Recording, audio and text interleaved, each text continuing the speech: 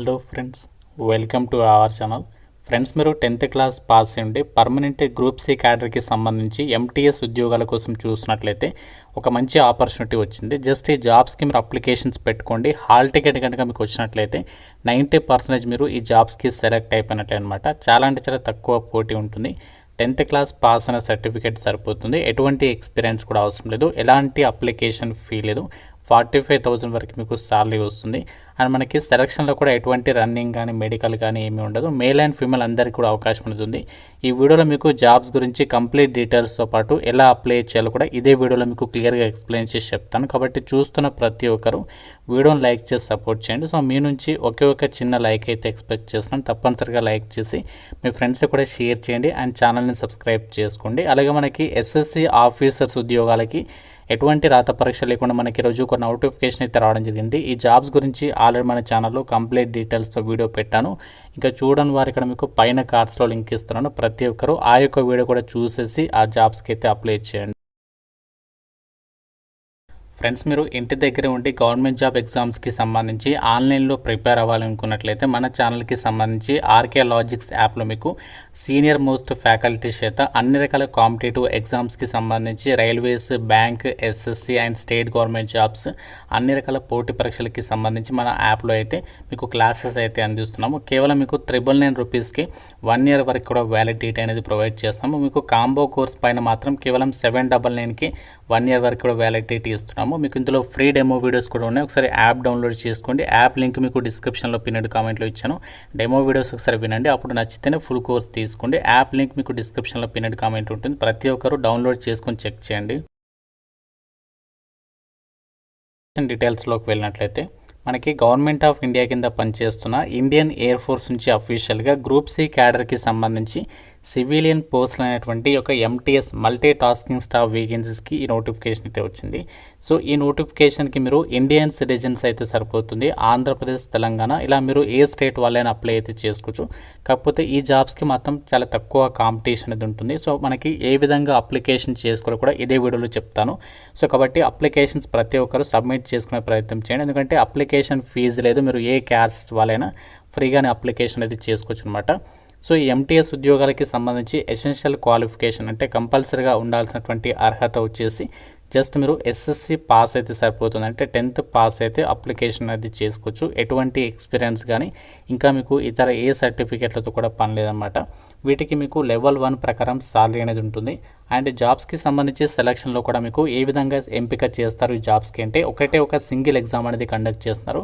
ఈ రిటర్న్ టెస్ట్లో కూడా మనకి ఏ టాపిక్స్ నుంచి క్వశ్చన్స్ అడుగుతారంటే general intelligence and reasoning and అలాగే numerical aptitude, general English and general awareness ఈ టాపిక్స్ నుంచి మీకు క్వశ్చన్స్ అనేవి అడగడం జరుగుతుంది. ప్రతి టాపిక్స్కి సంబంధించి మీకు 25 క్వశ్చన్స్ అడుగుతారు. 25 మార్క్స్ అంటే మీకు టోటల్గా 4 సెక్షన్స్కి సంబంధించి అంటే మనకి టోటల్గా 100 క్వశ్చన్స్ 100 మార్క్స్కి ఎగ్జామ్ అనేది కండక్ట్ చేస్తారు. మల్టిపుల్ చాయిస్ క్వశ్చన్స్కి సంబంధించి ప్యాటర్న్లోనే మీకు ఎగ్జామ్ అనేది ఉంటుంది. ఇంగ్లీష్ అండ్ హిందీ లాంగ్వేజ్లో అయితే మీకు క్వశ్చన్స్ అయితే అడుగుతారు.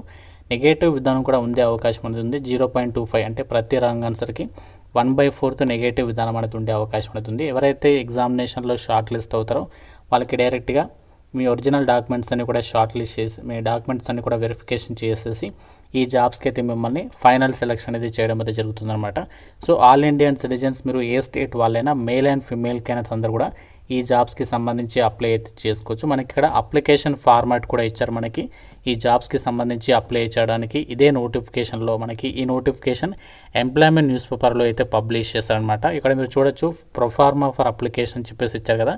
సో ఈ ఫార్మాట్ అంతా కూడా మనం ఏం చేయాలంటే ప్లెయిన్ వైట్ పేపర్ ఏదైతే ఉంటుందో A4 సైజ్ ఫార్మాట్లో మనము MS వర్డ్లో టైప్ చేయించుకొని ఇదంతా కూడా మనము ప్రింట్ తీసుకొని సో ఇందులో మీరు డీటెయిల్స్ అన్నీ కూడా ఫిల్ చేసేసి అన్ని డీటెయిల్స్ అనేవి రాసేసి మనము వాళ్ళు చెప్పినటువంటి అడ్రస్కి అయితే పంపించాల్సి ఉంటుందన్నమాట.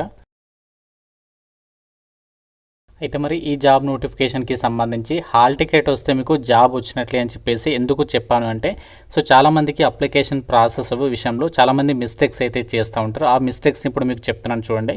సో మనకి ఇక్కడ వాళ్ళు ఏదైతే అప్లికేషన్ ఫార్మాట్ అనేది ఒక ఎంప్లాయ్మెంట్ న్యూస్ పేపర్లో ఇచ్చారో సో ఇది మనం ఏం చేయాలంటే MS వర్డ్లో టైప్ చేయించుకోవాలి ఈ ప్రొఫార్మా ఫర్ అప్లికేషన్కి సంబంధించి. అండ్ మనకి ఇంకా అటు అక్నాలెడ్జ్మెంట్ కార్డ్కి సంబంధించి ఇదంతా కూడా 2 పేజెస్ ఉన్నాయి. సో 2 పేజెస్కి సంబంధించి మీరు ఎంఎస్ వాళ్ళు టైప్ చేయించుకోవాలి. ఇది ప్రింట్ తీసుకున్న తర్వాత సో ఇందులో మీరు వచ్చేసి 2 ఫొటోస్ అనేవి అతికించాలి. ఇక్కడ మనకు ఒకటి అండ్ ఇంకోటి అప్లికేషన్ ఫామ్కి సంబంధించి ఇక్కడ అడ్మిట్ కార్డ్కి సంబంధించి 2 ఫొటోస్ అనేవి అతికించిన తర్వాత అప్లికేషన్ ఫామ్ అనేది మీరు మీ ఓన్ హ్యాండ్ రైటింగ్తో అయితే రాయకూడదు. మళ్ళీ చెప్తున్నాను. సో ఇక్కడ వాళ్ళు డీటెయిల్స్ కూడా మెన్షన్ చేశారు. ఏంటి అంటే అప్లికేషన్ ఫామ్ అనేది మీరు డ్యూలీ టైప్డ్ ఇన్ ఇంగ్లీష్ అని చెప్పేసి ఇచ్చారు కాబట్టి సో మనము మన హ్యాండ్ రైటింగ్తో అయితే రాయకుండా సిస్టమ్ త్రూగా మీరు ఏం చేయాలంటే టైప్ చేయాలన్నమాట ఇంగ్లీష్లో. సో మీరు టైప్ చేసేసిన తర్వాత అదంతా బయటకు ప్రింట్ తీసుకున్న తర్వాత అందులో మీరు అప్లికేషన్ ఫామ్లో ఆల్రెడీ డీటెయిల్స్ రాసేసారు కాబట్టి మిగతా సిగ్నేచర్ ప్లేసెస్లో మీ సైన్ పెట్టేసేసి అప్లికేషన్ ఫామ్తో పాటు మీ జిరాక్స్ కాపీస్ ఉంటాయి కదా వాటి మీద మీ సెల్ఫ్ అటెస్టేషన్ అంటే మీ సిగ్నేచర్ చేసేసేసి దాంతోపాటు మీరు ఎన్వలప్ కవర్లో మీ జిరాక్స్ కాపీస్ అనేవి పెడతారు కదా దాంతోపాటు ఏం చేయాలంటే పోస్ట్ ఆఫీస్లో ఎన్వలప్ కవర్ తీసుకుంటారు కదా అండ్ అలాగే ఇంకోటి మీరు సెల్ఫ్ అడ్రస్డ్ ఎన్వలప్ కవర్ కూడా తీసుకోవాలి. దీని మీద 10 రూపాయల పోస్టల్ స్టాంప్ అతికించాలి. ఇది ఎందుకు అంటే అక్నాలెడ్జ్మెంట్ కార్డ్ హాల్ టికెట్ ఏదైతే ఉందో మనకి వాళ్ళు పంపడానికి ఇదే అనమాట సెల్ఫ్ అడ్రస్డ్ ఎన్వలప్. ఇది కూడా మీరు పంపాలి. ఒకవేళ ఇది పంపకపోతే మీ అప్లికేషన్ అనేది రిజెక్ట్ చేస్తారు. కాబట్టి మీరు ఎన్వలప్ కవర్ తీసుకున్న తర్వాత ఇవన్నీ అందులో పెట్టేసిన తర్వాత పైన టాప్లో application for the post of MTS and category వచ్చేసి ఓబీసీ అయితే ఓబీసీ, మీ క్యాస్ట్ జనరల్ ఒకవేళ అయితే యూఆర్ అని చెప్పేసి మెన్షన్ చేసేసి మనము అప్లికేషన్ అది పోస్ట్ త్రూగా అయితే సెండ్ చేయాల్సి ఉంటుంది. ఎవరైతే ఈ విధంగా ఎటువంటి మిస్టేక్స్ లేకుండా అప్లికేషన్స్ పంపిస్తారో వాళ్ళకి హాల్ టికెట్ అనేది వస్తుందన్నమాట. అందరికీ హాల్ టికెట్ అనేది రాదు. ఎవరైతే ప్రాపర్గా మిస్టేక్స్ లేకుండా అప్లికేషన్స్ పంపిస్తారో వాళ్ళకి మాత్రమే హాల్ టికెట్ అనేది సెండ్ చేస్తారు. ఈ జాబ్స్కి అప్లై చేయడానికి ఏజ్ లిమిట్ వచ్చేసి మినిమం 18 నుంచి 25 ఇయర్స్ లోపు ఏజ్ ఉండాలి. జనరల్ వాళ్ళైతే ఓబీసీ వాళ్ళకి మీకు 3 ఇయర్స్ ఏజ్ రిలాక్సేషన్ అనేది ఉంటుంది. 28 ఇయర్స్ వరకు అప్లై అయితే చేసుకోవచ్చు. ఎస్సీ ఎస్టీ కేటగిరీలో వేకెన్సీ లేదు కాబట్టి మీకు ఏజ్ రిలాక్సేషన్ అనేది ఉండదు. అండ్ ఈడబ్ల్యూఎస్ వాళ్ళకి ఒక వేకెన్సీ ఉంది. అండ్ జనరల్లో 3 ఉన్నాయి అండ్ ఓబీసీ కేటగిరీలో 2 ఉన్నాయి. సో వేకెన్సీస్ అనేవి మనకి జనరల్లో ఉన్నాయి కాబట్టి ఏ కేటగిరీ వాళ్ళైనా అప్లికేషన్ చేసుకోవచ్చు. అయితే మనము అప్లికేషన్ అనేది ఏ పోస్టల్ అడ్రస్కి పంపించాలి, మనకి ఏ విధంగా పంపాలి అంటే ఆర్డినరీ పోస్ట్ కానీ రిజిస్టర్ పోస్ట్ అనేది చేయండి. ఇక్కడ మనకి అడ్రస్ అయితే ఇచ్చారు పోస్టల్ అడ్రస్. మీరు ఎన్వలప్ కవర్ పైన ఇక్కడ మీ అడ్రస్ రాస్తారు, రైట్ సైడ్ ఏమో ఈ యొక్క అడ్రస్ అనేది మెన్షన్ చేస్తారనమాట. కమాండ్ ఏంటని చెప్పేసి IAF విమానపుర PO బెంగళూరు 560017 ఈ అడ్రస్కి మీరు అప్లికేషన్ అది బై పోస్ట్ త్రూగా అయితే పంపాల్సి ఉంటుందన్నమాట. సో ఇది మనకి ఎంప్లాయ్మెంట్ న్యూస్ పేపర్ ఏదైతే ఉంటుందో ఆ యొక్క ఎంప్లాయ్మెంట్ న్యూస్ పేపర్లో ఈ నోటిఫికేషన్ అది పబ్లిష్ చేస్తారు. లాస్ట్ డేట్ ఎప్పుడు అంటే మనకి 27th జూన్ నుంచి మీరు కౌంట్ చేసుకోండి. 27th జూన్ నుంచి 30 డేస్ అంటే మనకి జూలై 3rd వీక్ వరకు కూడా అప్లై చేయడానికి టైం ఉంటుంది. సో మీరు జూలై 3rd వీక్ లేదంటే 4th వీక్ వరకు కూడా అప్లికేషన్ అయితే చేసుకోవచ్చు. పోస్ట్ త్రూగా మాత్రమే అప్లికేషన్ చేయాలి. ఎలాంటి అప్లికేషన్ ఫీ అయితే లేదనమాట. ఇది మనకి ఇండియన్ ఎయిర్ ఫోర్స్ నుంచి రిలీజ్ అయినటువంటి పర్మనెంట్ MTS గ్రూప్ C జాబ్స్కి సంబంధించి డీటెయిల్స్.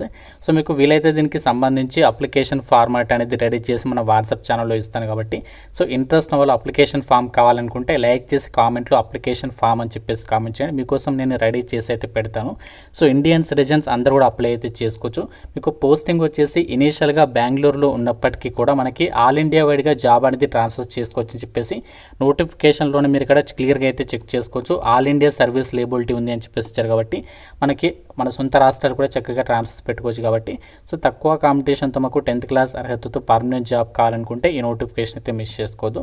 సో అప్లికేషన్ ప్రాసెస్ గురించి కూడా డీటెయిల్డ్ వీడియో చేస్తాను. అది మీ యొక్క సపోర్ట్ని బట్టి ఎక్కువ మంది కామెంట్స్ చేస్తే మీకు డీటెయిల్ వీడియో చేస్తాను. ఇంకా మీకు డౌట్ ఉంటే జాబ్స్ గురించి కామెంట్లో అడగండి. డెఫినెట్గా వీడియోని లైక్ చేసి మీ ఫ్రెండ్స్ కూడా తప్పనిసరిగా షేర్ చేయండి అండ్ ఛానల్ని సబ్స్క్రైబ్ చేసుకోండి. Thank you so much guys.